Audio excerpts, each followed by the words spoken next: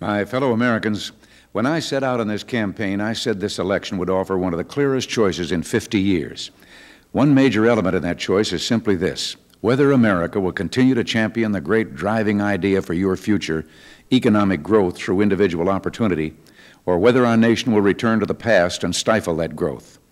We're determined to keep the mighty engine of this nation revved up, to build a future of lasting economic growth without inflation that reaches every American from the Bronx to Birmingham to San Francisco Bay. All that we've done and all that we mean to do is to make our free country freer still, to bring to each of you greater opportunities to build that stronger future. We believe opportunity is the true engine of progress, the captain of great endeavors. And that's why we asked you in 1981 to give America a new beginning, why we fought for and won a 25% tax rate reduction for everyone. Tax indexing to keep inflation from pushing you into higher tax brackets, estate tax reductions for family farms and small businesses, a reduction in the marriage penalty tax, an increase in the child care tax credit, deregulation of banking, allowing a higher rate of return for small savers, and new incentives for IRAs and Keogh contributions. These incentives are sweeping fresh winds of progress across America.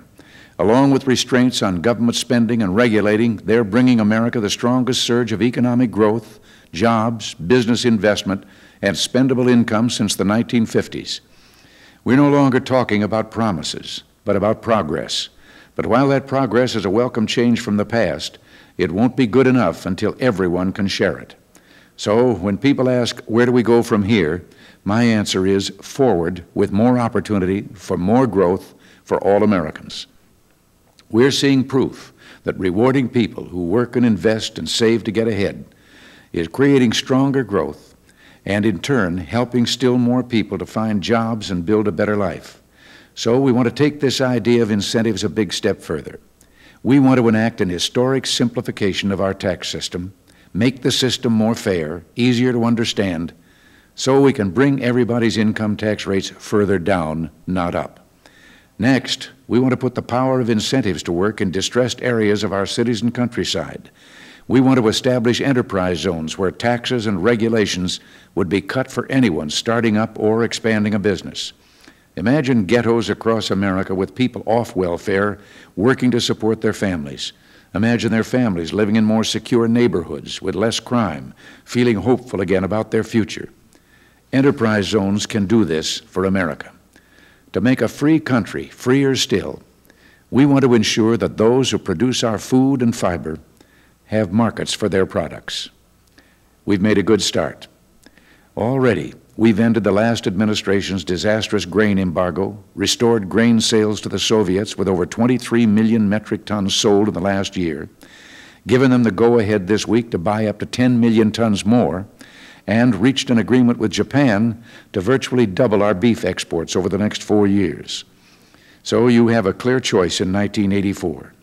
To every American, we offer new opportunity, lower tax rates, more jobs, rising take-home pay, and a brighter future for everyone. My opponent offers the biggest single tax increase in our history, $85 billion per year, he says, but really much more if his promises are fully funded. All told, his tax increase could amount to an additional tax of $1,800 per household, a giant stop sign that would bring America's economic growth and your opportunities for the future screeching to a halt. His plan would take us back to the worst misery index of the past. Ours would enable all of us to go forward together and build new opportunity for the future. We're really talking about two different worlds. They see America wringing her hands. We see America raising her hands. They see America divided by envy, each of us challenging our neighbor's success. We see America inspired by opportunity, each of us challenging the best in ourselves. We believe in knowing when opportunity knocks. They seem determined only to knock opportunity.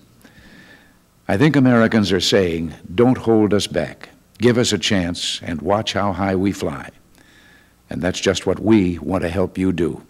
Till next week, thanks for listening. God bless you.